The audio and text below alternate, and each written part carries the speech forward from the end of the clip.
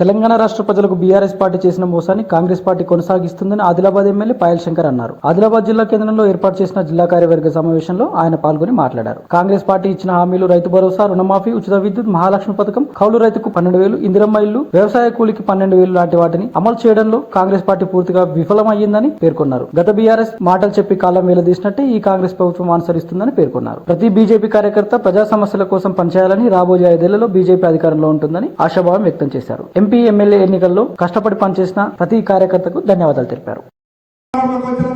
Congress party ఏ రకంగానైతే రాష్ట్ర ప్రజలను TRS party మోసం చేసిందో ఆ రకమైనటువంటి పంతాన్ని కాంగ్రెస్ పార్టీ కూడా ఎంచుకున్నది.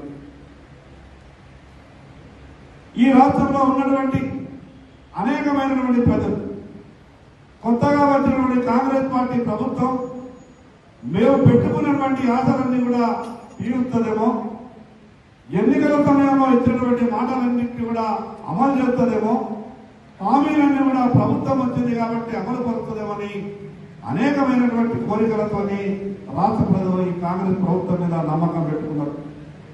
కానీ ఏ మాటలైతే కాంగ్రెస్ పార్టీ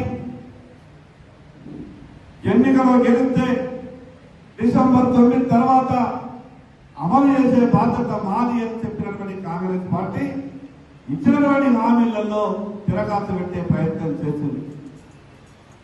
ప్రధానంగా రైతులందరికీ 2 లక్షల రూపాయల రుణం ఏకకాలంలో మాఫీ చేస్తామని చెప్పింది.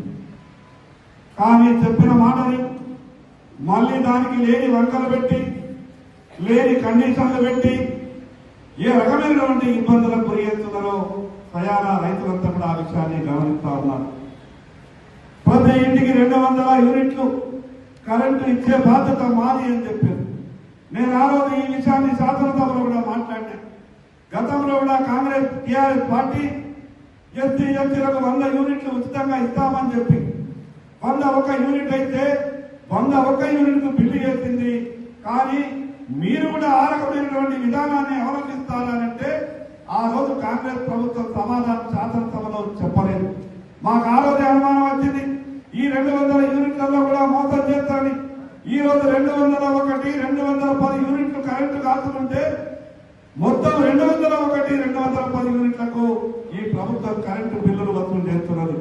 అంటే టీఆర్ఎస్ ఏ రకమైనటువంటి పంతానైతే అవలంబించిందో కాంగ్రెస్ పార్టీ కూడా ఆ రకమైనటువంటి పంతాన్ని అవలంబిస్తా ఉన్నది.